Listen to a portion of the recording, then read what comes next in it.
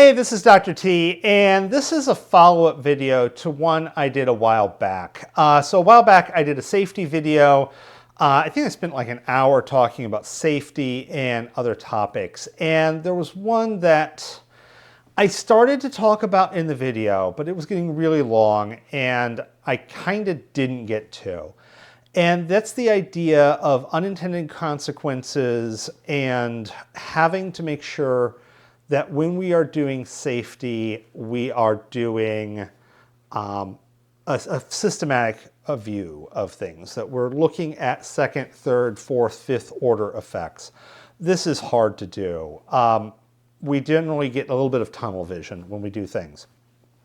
And that sometimes there is a higher cost than we think, and it's not necessarily a cost that's paid in money. A bit of an example, a friend of mine used to work in a chemical plant, and he's doing large-scale reactors. We're talking train cars worth of chemicals here.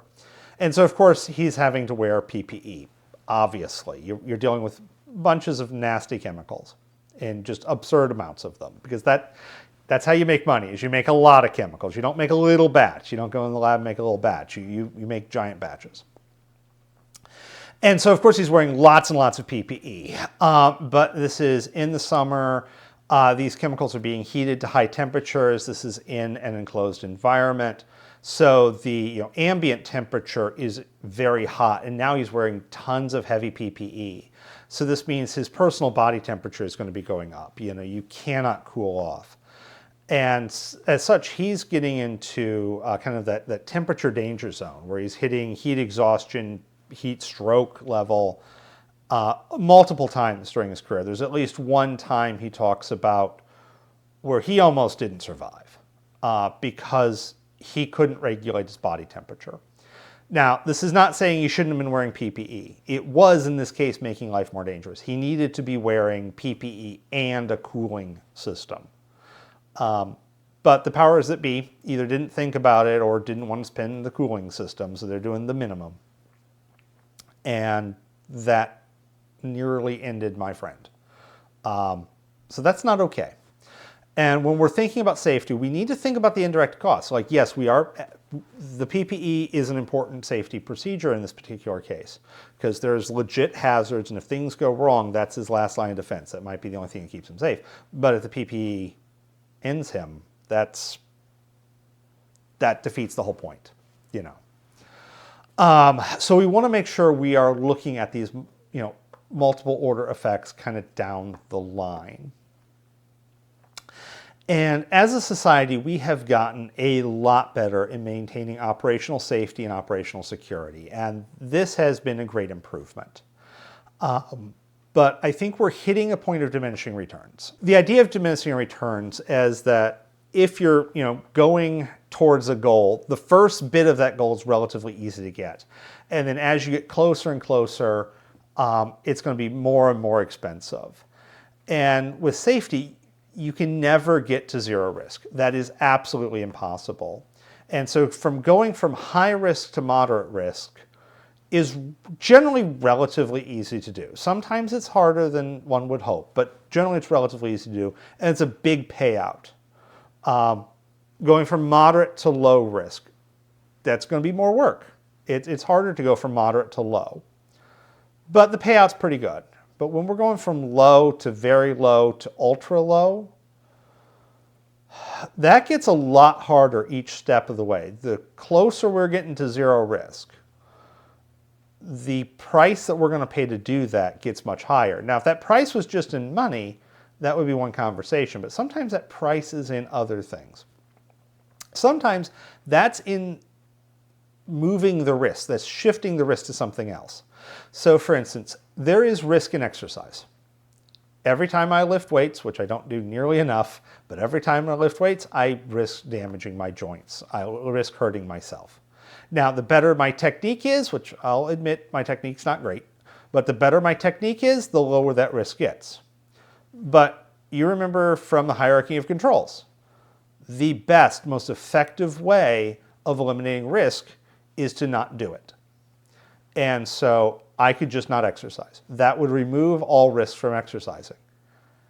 However, The reason I'm exercising is to remove risk from someplace else. What I would be doing is shuffling away a low risk. I would be replacing that. I would be getting rid of that low risk, but I would be replacing that with a much higher risk of cardiovascular issues, age issues. Right now it's one of those where I haven't exercised enough. I'm definitely overweight. And I'm looking at family members as they're getting older and going, okay, I need to take plans ahead because, I ain't getting any younger and I see what my future can hold. I need to adjust my future. I need to remove future risks. But that does mean imparting some risk now. And as such, we want to make sure we are looking at the system. Yes, there is risk in exercise. There is a greater risk in not exercising. And as a society, I don't know if we're always doing that particularly well. One area that I, of course, am focused on is my students and my future students, so those who are still children. And I'm very concerned about them. As a society, we have greatly improved operational safety, operational security. But that has come at a price, and not just money. In my generation, there was a big fear of stranger danger. If I look at my older friends, my friends who are Gen X or boomers, they had lots of personal autonomy. They would go outside. They'd spend, hours upon hours outside. I spent most of my summers inside. Most of my time as a child I spent inside, not particularly physically active. And, well, I definitely have the body that shows that. Now I look at my students. Not only are they struggling with obesity, some more so than others, but they're also struggling with a lot of mental health issues, a lot of anxiety, a lot of severe risk aversion, to the point where I suspect I'm not a mental health care provider. I don't want to be a mental health care provider, but I suspect that they probably should see one in some cases. And I'm seeing a much higher increase in this. And if I look at their childhood, I had a lot more personal autonomy. I could take a lot more risks. I wasn't taking that many risks.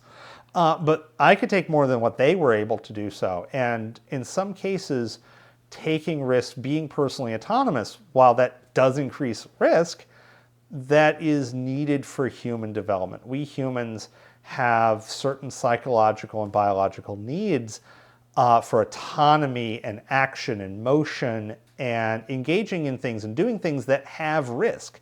But for order for us to be healthy, in order for us to mature and develop and to be the best we can be, we are built in such a way that we need to engage in those activities. We need to exercise.